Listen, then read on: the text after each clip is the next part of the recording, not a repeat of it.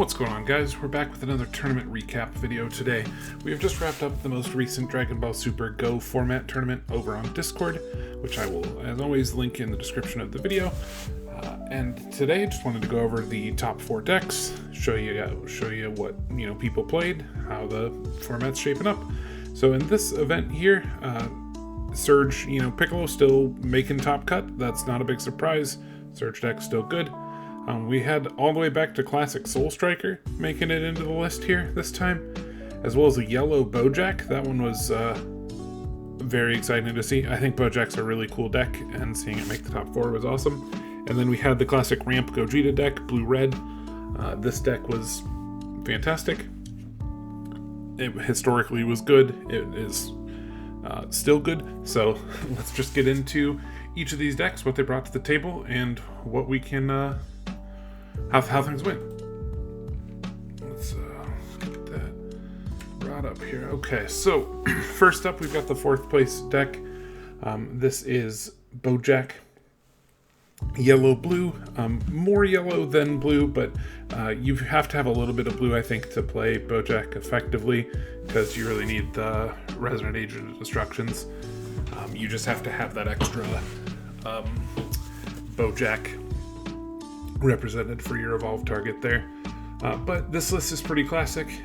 It's very similar to, and really inspired by a lot of the lists and things that were put together by the Church of Bojack Facebook group back when that was really popping off in the kind of set 9-ish era there. Everything here, classic, good, blue, yellow, good stuff outside of the core package that you kind of need to have. The Betos, Bujins, Zangias, Gokus, you have to have this stuff. That combo sets up everything to get your leader effect going. The leader effect has that really cool power where you can combo with 2 of your cards from the battle area that are Bojack Brigade to KO a card. This is really cool. It gives you some cost, not prohibitive, removal. I think that's great to have access to. You can really use that to take down some giant threats, protect yourself a little bit in ways that some other decks can't. Zamasu, Sacred Disbelief, incredible super combo, tapping cards down, setting up your Arrival Bojack here. Also a great card, giving you the blocker, a mill, whatever, that's okay. It taps one of their cards. All your cards kind of just do the same stuff that you would want your deck to do. If you somehow are not familiar with the Bojack concept, the goal is to get out the Bojack the Plunderer. He has an EX evolve of 3 yellow and any color. He goes on top of a Bojack that costs 3. When you play this card, if you have 5 or more life, choose all of your opponent's cards and switch into rest mode. The card's cool. When your opponent switches one of their cards in rest mode to active mode, if your leader card is a Bojack Brigade card, your opponent chooses one card in their hand and sends it to the warp. And then activate main, you can choose a Bojack Brigade card in your battle area, place in the drop, and this card gets dual attack. So sometimes you get a 25k dual attack out of it. A lot of times what you'll do is you'll attack with him once, sacrifice something, untap him, and then he'll be untapped and not be able to be attacked into. But the goal is that you tap down as much of your opponent's stuff as they can. Start of their turn, they untap all of their energy, their leader, their battle cards, and they have to warp a card from their hand for every single one of those cards that they do that with. They can't choose not to, they just have to do it. They also draw their card for turn before this effect finishes resolving. So they can lose the card they draw for turn too. So if you set this up right, you can make it so they just lose their entire hand, which is really, really strong. This player went with Nimbus as their negate of choice. Some decks play Dimension Magic and stuff, and that makes a lot of sense too, because it's free, whatever, it can hurt dual attackers and things. But we have had a couple of decks going through the meta here that have been really aggressive with the number of attackers that they have in a turn. So the Nimbus, I think, made a lot of sense here. We saw the red Gogeta aggro deck that I played a couple of events ago. We've had a black Boo player who's played that deck a couple of times. We have a green starter Broly. So there's just been a number of decks that have just really come in swinging hot, so I think Nimbus makes a lot of sense for this particular player. Going into the third place deck, this was the list that I played. Soul Striker, blue-green. A lot of times with Soul Striker, this deck is played blue-yellow. I really wanted to run Piccolo Assimilated Ability. I was just kind of looking, I'd gotten a stack of 4 judge copies of this card, and I was like, I really want to play this. And I was trying to think of a way to make this card not feel as bad as it feels. And I was like, well, I guess in Soul Striker, at least I can swing my leader on tap 2 after I've played it, so I can kind of make it cost 2. That's probably the best it can feel. So then I started just kind of piecing together where you would go from there. I was like, okay, so Abuni is obviously good for blue. We have some great negates, the best of the counterplay. Gohan is a pretty close second. You can do some fun stuff too, where you can play this Gohan to bounce one of their cards back to their hand, and then on your turn you can get it back into your hand with some of your card effects, like we have down here with I don't have it in the picture. This Borgos, I apologize, in this list, this Borgos I played as Desperate Measures, but Desperate Measures can let you bounce the Gohan back to your hand, so you get some like interesting kind of chain of effects you can do there. You're obviously going to play the Ultra Instincts on Goku if you're playing like an energy conscious blue deck, so that makes sense. So then as I was working out that kind of stuff there, I was like, I've got some really good 4-drops. Playing this Goku that you can play for 1 to bounce a 4-drop back to your hand sets up a 5 cost. It gives you access to Ultra Instinct Sign Son Goku, which is great. This card is another part of the reason I wanted to play this deck. Triple Strike. Your opponent can't combo for the duration of this card's battle, and when you evolve into this card, return all your opponent's battle cards to their hand. Gets through barrier because it doesn't choose. So just a like big threat that used to be really relevant and fell off a lot, but this deck plays it pretty well. You need to evolve on top of a 5 or more cost Goku, so obviously you can use this one. But we also, for playing blue-green, one of the better arrival cards that you get is Son Goku, Son Gohan, Saiyans of Earth. So we're going to play that card anyway. So I was like, oh, well, that's a 5-cost Goku. That kind of lets me go right into this. And it just sort of kind of came together from there. I really thought this was a fun little tech in the Spirit of the Planet. He costs 2, and then he has Revive, which I have some blue-greens to be able to revive him for, so that's cool too. But once per turn, activate battle for a blue and a green. He gets plus 10,000 power and Triple Strike, so he becomes a 25k triple. He costs 2. I can swing my leader to untap 2, and then pay the 2 again and get the 25k triple. So he can essentially cost me 2, which means he's a little bit more efficient in this deck than most decks. So I thought that was pretty cool too. One thing I want to mention, this card is the original Soul Striker. We are playing with where the like ban list cuts off for this format. You can't use the reboot Soul Striker, so this is the only one you get.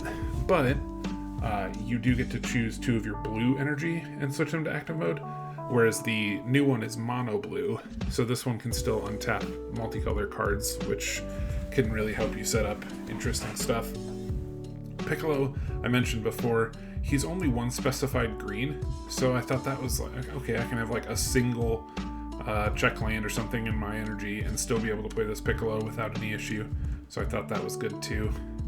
And then with the deck just being like naturally slow and defensive, Vegeta just made a ton of sense for my secret rare. Arrival for 5, you get double strike, critical, and triple attack, so you get 6 critical damage at 40k. Just a huge finisher. Came in super clutch. Or if you play it on your opponent's turn, you can choose any one of their battle cards, ignoring barrier, put in the drop, and then you get a ramp 2 energy. Not used particularly often for me, but the option to have it I really liked. For a side deck, I played a little bit more aggro for like self-awakening if I needed it. This for any of the free play stuff to try to mitigate some of the like Boo deck or anything like that. This Krill and the Cunning was like a huge mistake, actually. He really hurts me too, so I shouldn't have played this. What it should have been is I should have kept Borgos and played Desperate Measures here. But I wanted to include the Desperate Measures for sure because it answered the Boo deck really well that I safely and correctly assumed would be played. Gogeta and 17 are both like big finishers that I can side in. There's no situation where I would put in both. They just do things a little differently. 17 really helps you like clench like a final damage if it's a close game. If it's one where I've been like further behind and I need to like seal a bunch of damage, Gogeta can help me get multiple damage in that way. The Dirty Burst I brought in for the Broly matchup with Starter Broly getting into the big 8-drop and stuff. I don't actually think this was like the right call to have played here, but I thought I needed some kind of help for that, so it made sense. Mafuba did wonders. I used this card to great effect against Broly, against Boo, and against Gogeta, so that was huge to have. Next, we've got the second place runner-up deck with the Ramp Gogeta. This is, again, like pretty standard fare for this kind of deck. You've got your kind of core evolve target search package stuff. Like you're always going to play these kind of little guys that'll search each other out, search out the other pieces, and then just bounce back to your hand to keep your hand size up. Veku, the defective fighter, is the star of the show here. A blocker with barrier when he's KO'd. If you're this Gogeta specifically, you choose a Goku and a Vegeta from your drop, put them in your hand, which you just had to put there because you used them to fuse. And if you do, you add 2 cards from the top of your deck to your energy.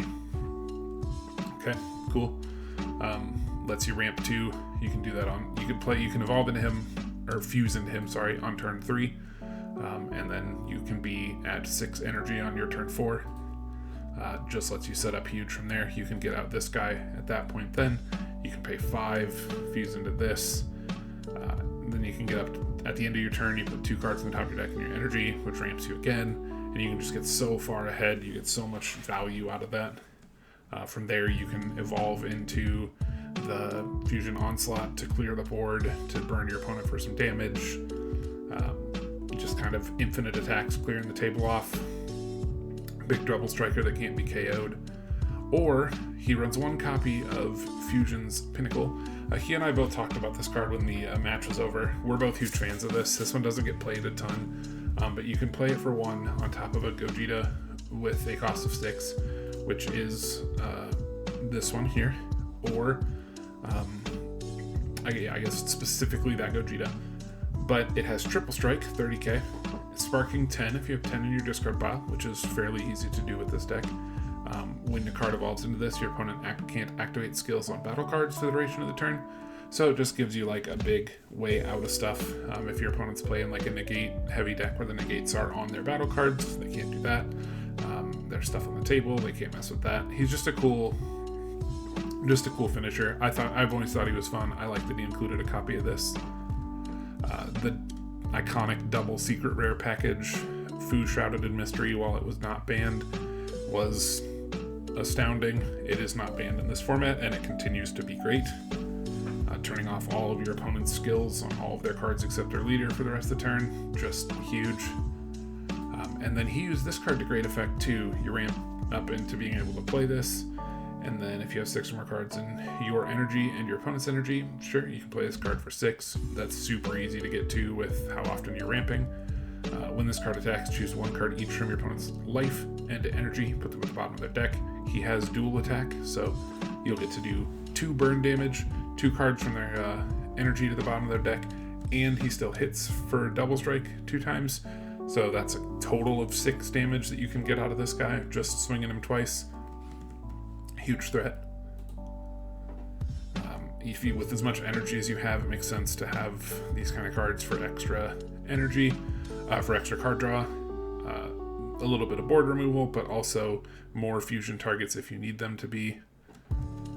This Vegeta, he was not quite fighting for evil yet at the time when this deck was played. Anyone that's familiar with like slightly more modern Masters will know that this card was used to buy back super combos in the green Gogeta deck.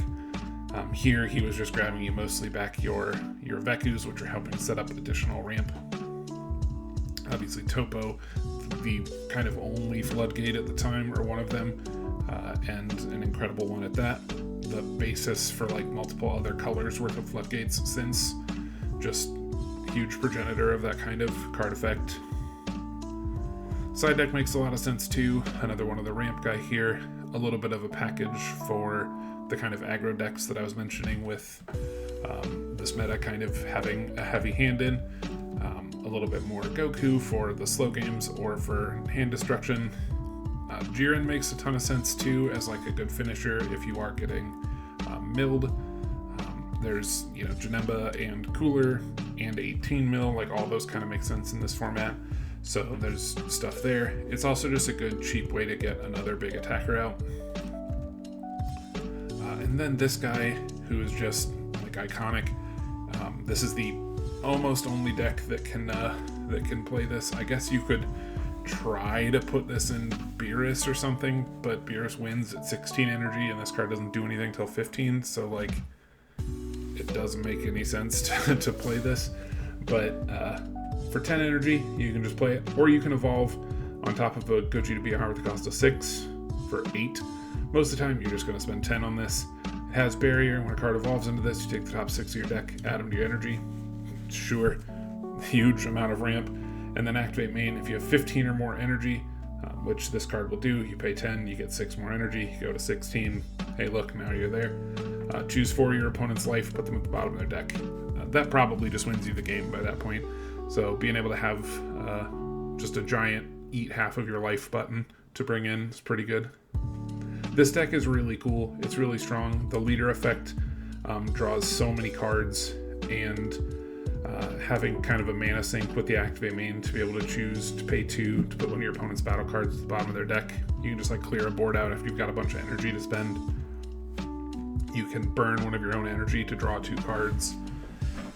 You get to a point with this deck where you just have like more energy than you can even use. So just iconic. This leader has been super good forever, and it made sense that it did as well as it did here.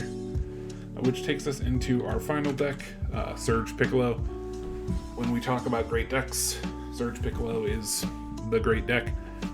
This is probably the best deck in this format. It's kind of a was debate between this and Surge Goku. I've always leaned towards Piccolo myself. This deck is just so efficient. You get to draw 2 cards a turn off of your leader. One of them you get to kind of scry through. You get hand destruction that's super effective. You have energy to be able to pay for Ribrians. You have the Vegeta the Cruel, which like I said before is the best of the 4 counterplays. You've got a little bit of aggro early, which is good too, which is also cool because you don't even need to get to 4 life because you're a Surge leader, so you just need like cards in hand. 18 just works here too. You just play it, you draw 2 cards. Sure, that's fine. You get a 20k body out of it, whatever. This deck is just good at doing the thing it does. It is very safe, it is very defensive, it is very strong, and it is super consistent at drawing and getting and having the pieces that it needs to have to make your life miserable. Obuni is, as I mentioned with the Goku deck, a fantastic card. Hidden Potential is a unique thing that you have to be green to be able to use, but if the card being played has a cost of 4 or less, it goes to the drop.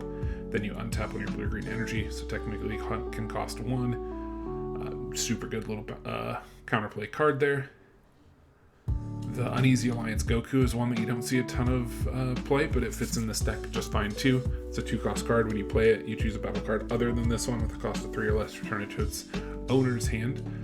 You can use that to bounce one of your own cards back to your hand or one of your opponent's. So you can do some stuff like play this 18, have a 20k, swing it, you draw your 2 cards. Your opponent then attacks on their turn. You counterplay, play this Goku, bounce the 18 back to your hand, then be able to play it again after that. just super good at doing the stuff it does. You can bounce the Vegetas back to your hand after you've played them too, so that you can play one of those also. Just cool. I can't gush about Surge Piccolo enough. A huge part of like why I wanted this format to even exist is, well, Unison's like really changed the feel of the game, but B, like Surge Piccolo is just to me one of the most iconic decks in the history of the game, and seeing it continue to be incredible makes so much sense. There's nothing in this deck that's surprising to me or that I think is, wrong. I think everything here just like makes perfect sense, and it clearly worked great because he took the tournament down, took first place. He's a fantastic player with a great deck. Side deck makes a lot of sense too. We've seen the Goku, we've seen these, we've seen Dirty Bursts, we've seen 17 from my deck. Cocoons is a cool card here. It's a 4-cost counterattack. If your leader is green, which you are, it's your opponent's turn, it costs 2 instead. When you play this, you choose one of your opponent's battle cards and KO it. There's no cost restriction to this, so this card is super good at killing secret rares. That's kind of what it's like historically been used for. So your opponent can play something like Gigantic. In this format, like Cell Zeno is super, super strong. And so like they can play that card out and swing at you for their like giant quad strike guy, and then you're like, pay 2, it's dead. Okay, pass.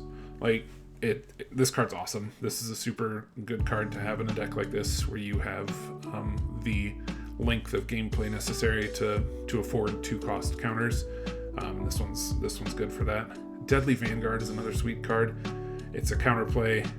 If the card costs 5 or less, it goes back to their hand instead of being played. A 5-cost or less is a big gap. A lot of these are 4 or lesses, and this one being 5 just gives you a little bit more flexibility.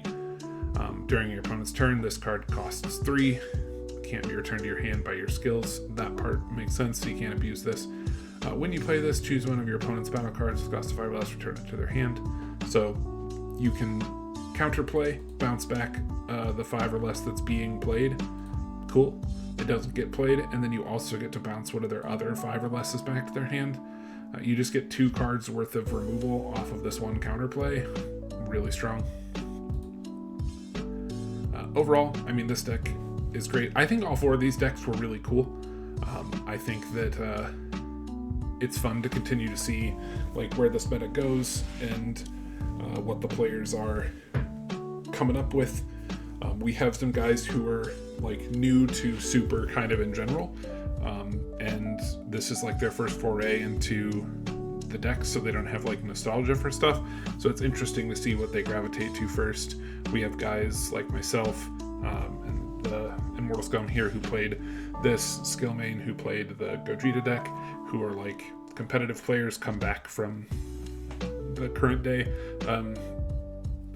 Those guys even still play now more than I. Like, I dabble here or there, like occasionally with friends or whatever, but I kind of fizzled out 17, 18 or so probably. BT 17, not 2017. But then we have a couple guys just who are still fully playing. We have a couple guys who have just started and are learning something new.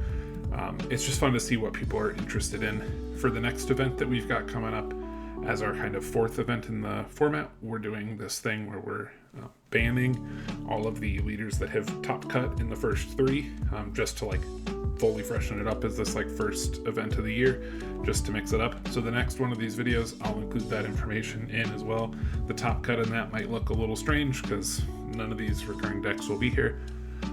Generally though, that won't be like one of the things that we really do here, because the idea is to explore the format at its like full power. So we won't do a ton of that, but here and there it's fun to mix it up a little bit. So I'm curious to see how that goes. Anyway, thanks for hanging out. I know we were in here for another half an hour again, so thanks for watching these. If you're interested in the format at all, please come join the Discord. We are more than willing to teach you to play, to get you, if you've never played, we have a couple guys like starting now who have like literally never played, who are getting into the game.